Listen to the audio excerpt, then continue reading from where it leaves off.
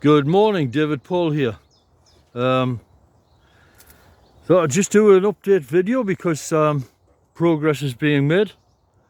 So the triffid plants, which I talked about in a previous video, we're looking at the top of the cabin here from the first part that you encounter. I can't exactly call it the front, but it's the first bit that you see when you come down the path. It just looks like a pile of rubbish, which is exactly what I want it to look like. We're totally walled in here. These plants have grown tremendously this year, and before I go off to the Philippines at the end of the month, I'm thinking of sprinkling fertilizer around in order to encourage them. Put it this way, I have to dispose of toilet waste around this site, and I have a suspicion that it's causing these plants to grow higher, which is just great, absolutely fabulous. A small amount of sunlight gets in the middle, and that's good. So there's potential there for me to rig up a solar panel system at a future date. I think I may do that. So these things now, they're about 15 feet high, which is just fabulous. So what have I been doing? Well, just here, I've just dumped a bucket full of earth on this pile here. I'm building up this forward earth berm, and I just got a message through there which is distracting. What a time to send me a message. So I'm building up this forward earth berm, and on the inside I will start to push the walls out flat where there's any irregularities. I'll use a car jack to do that, and then I'll start putting my logs in. The day before yesterday, a log which I've been drying and I had laying it down at a pathway disappeared. And so obviously somebody's pinched it and gone and used it for firewood or whatever. That was very disappointing. So me being me, I always turn these things to advantage. It's caused me to rethink the design of the centerpiece of the cabin, and I'm not going to have a central post now. I'm going to just put the peripheral posts up. And actually that will probably be better. It'll give me more circulation space in the middle of the cabin. So maybe the guy did me a favour. And also that log was far too heavy for me to carry around and drag around and whatnot. So I've gone back to my locations and reviewed the logs that I've got there, and I've got enough logs to do the peripheral wall things, repurposing them, and the ones that I'm splitting down the middle will only weigh half as much as they do, and also cutting them down to 6'6". They're going to be within a range that's going to help me to lift them. So anyway, it's very beautiful here. It's in a strange sort of way. It's more like a jungle than a British woodland. Okay, so what have I been doing? Well, what I've discovered about the digging out is that I'm carrying too much material. There's an optimum amount to carry at each time. So this little bucket here, it's stainless steel, so every time I tip the soil out, it all clears. It doesn't stick at the bottom. The galvanized one, it tends to stick at, and the bucket itself is heavy as well. So I'm carrying too much stuff in one shot. And now that I've started using this thing and just nipping in and out and in and out and in and out, I'm actually moving more earth than I did with the big buckets. Okay, so what have I been doing? Well, in this area, the wood yard sort of area that I call it, the wood yard, yeah, the wood yard. Still got my wood, which has not yet been installed. I've got a lot of A-frames already made, and then the last 2 nights I've been sleeping outside because I've decided I just got to bite the bullet on this, and I've got to go outside as soon as the weather allows me and spend a couple of nights out of the cabin in order to be able to have free space and dig. And that's liberated me an awful lot. It's made things a lot easier. That there is a panel of polycarbonate into which I had my flue pipe, and it's gone and burnt the polycarbonate, despite there being a flue pipe collet thing, a tent collet. It didn't work, it got too hot, so I have to repurpose that and refix the stove. To be honest, the stove is now redundant other than for cooking. Okay, so this is what she looks like. This is just brilliant. I just love this. So, walking up the wiggly woggly way, which once all of this will just close in. The minute I go off to the Philippines, this place will just seal up completely.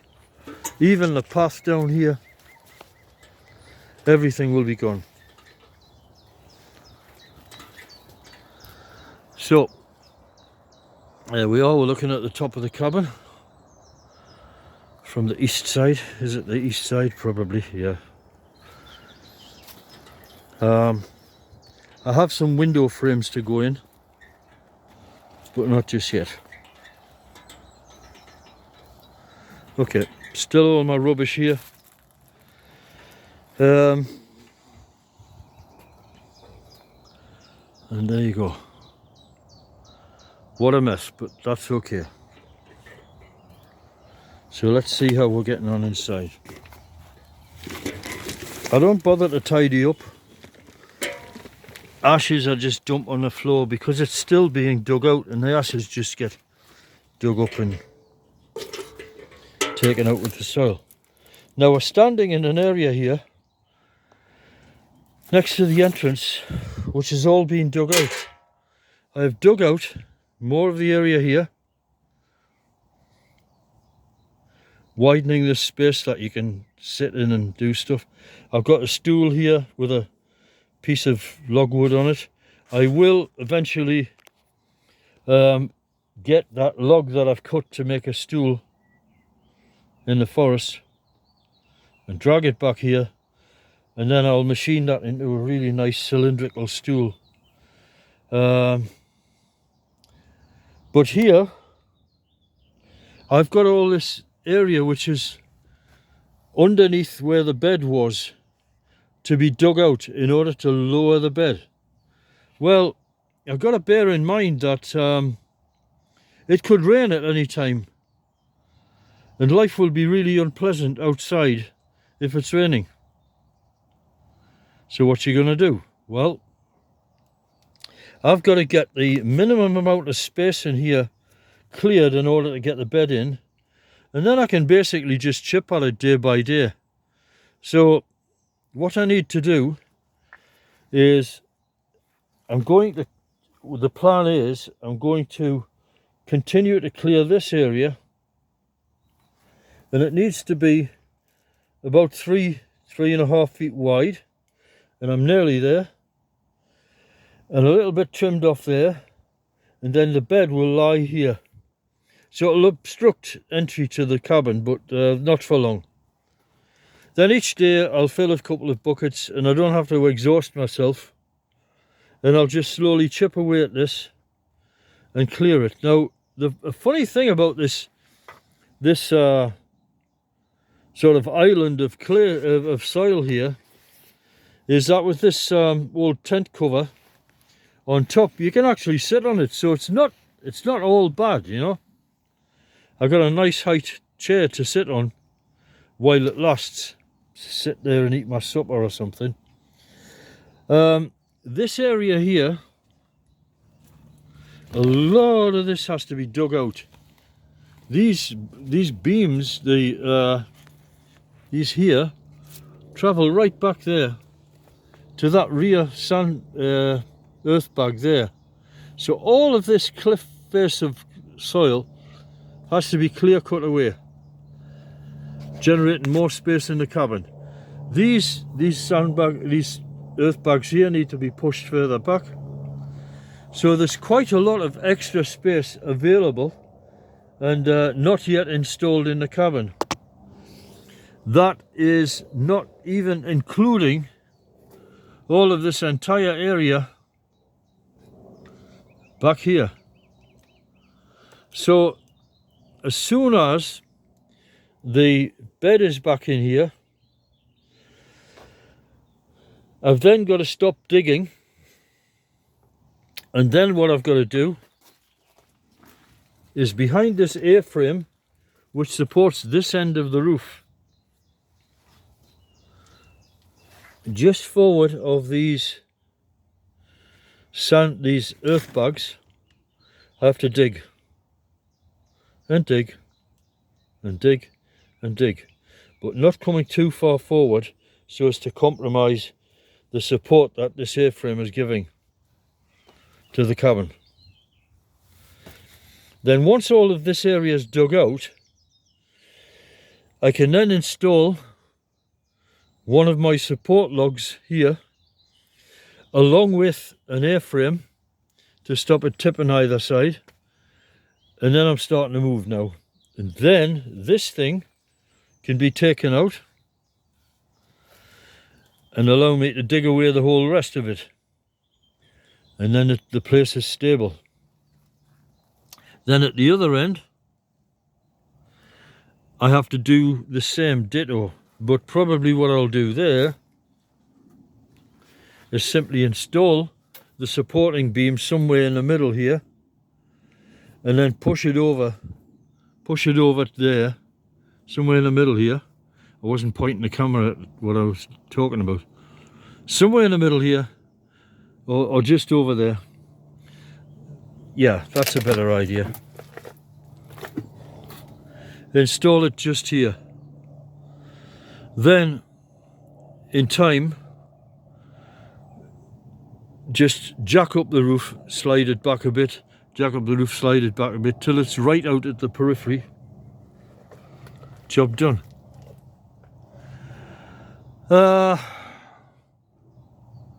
These beams here are out of line. One of them stretches further back and rests against a tree, so the whole thing is wanting to tip that way, but the tree is supporting it so it doesn't happen. And underneath all that pile of wood there is an A-frame there, so this is not coming down. This is secure. So that will have to come. This beam one of these beams will have to be dragged forward just a little bit. More to dig out there to square off that wall, and it goes back quite a distance. So as you can see, quite a lot more digging to do. What I'm going to have to do is I'm going to have to build the supporting structure of the cabin further forward from the walls so that the roof is supported, and then dig away the periphery to the desired dimensions, and then push the supporting structure backwards towards the mud walls. This roof doesn't really weigh a lot. It's only single, I don't know, about three quarter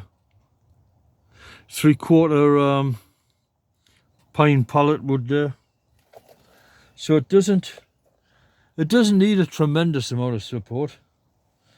And what I was talking about that guy stealing the centerpiece log, there was going to be a centerpiece log here, and it occurred to me, I thought, you know, if I square this up, this is tremendously strong.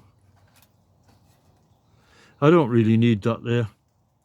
This is 2 point, was it 2 point, there's 4.6, I think it is, from point to point on these dimensions of the hexagon. 4.6 meters. But if the supporting log comes forward a little bit, because remember the A-frames, if they're in, they're going to have to come forward a bit because they're not going to fit properly into the corner of because it's got a wide base, it's not going to fit into the corner of a hexagon. So the supporting lug will have to be a little bit forward of that position.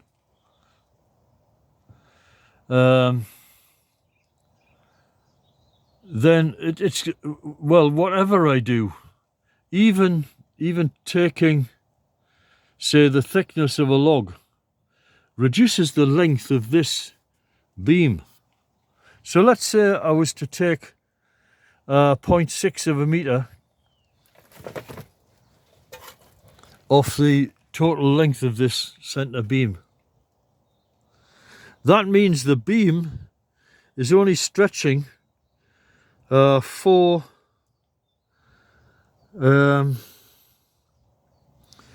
meters in total.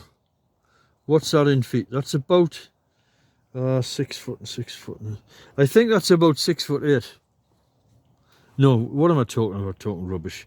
That's 12 foot 8 here.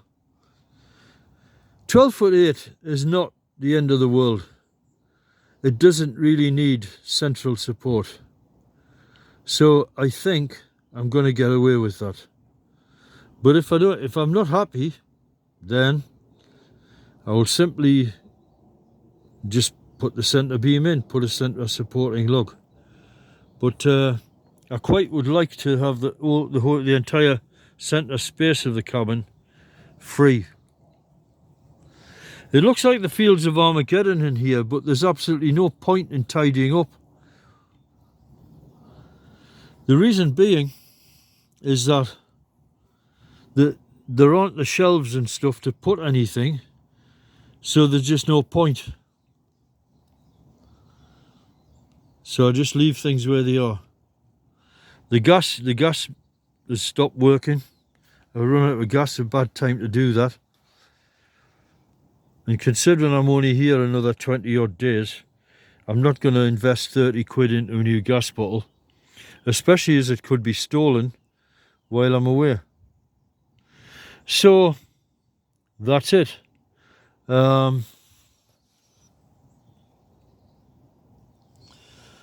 Anything else? No.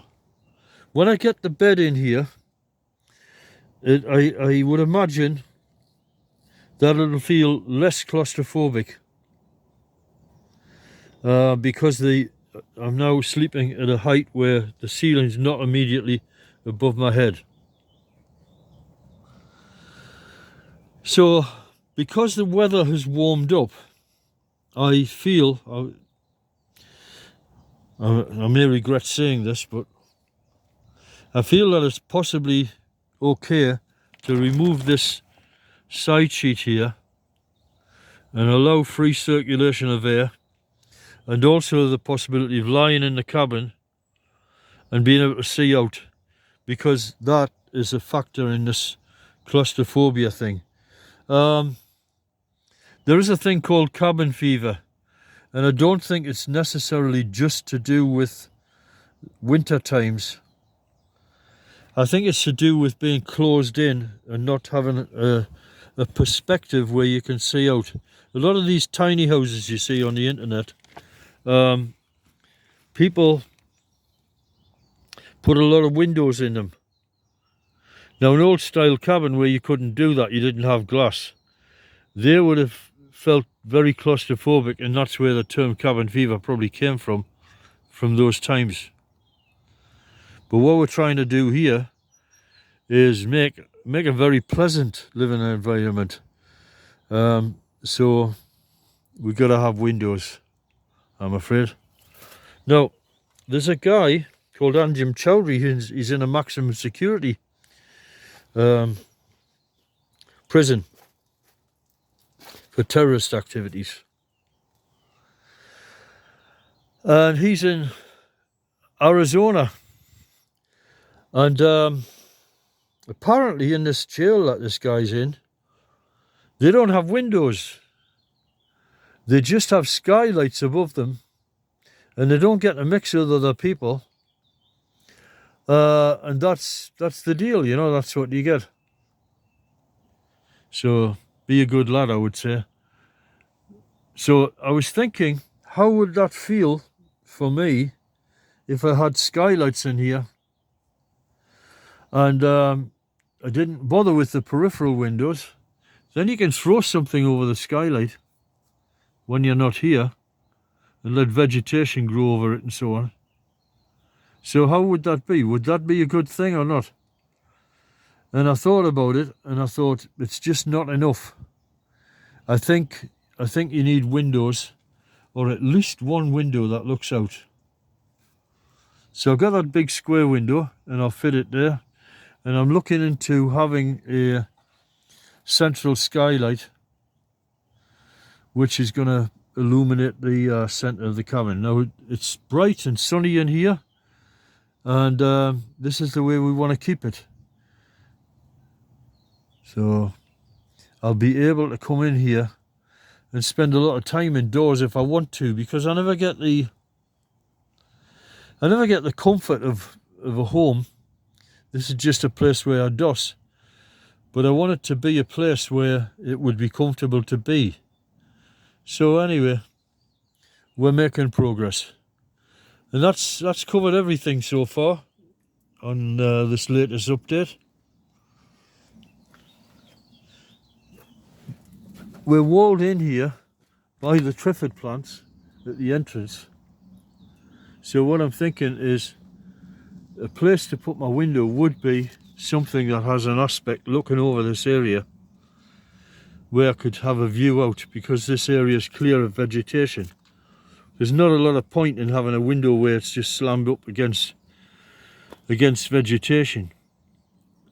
So I think the place to put it is here, Alaska style, where you put the window in the door.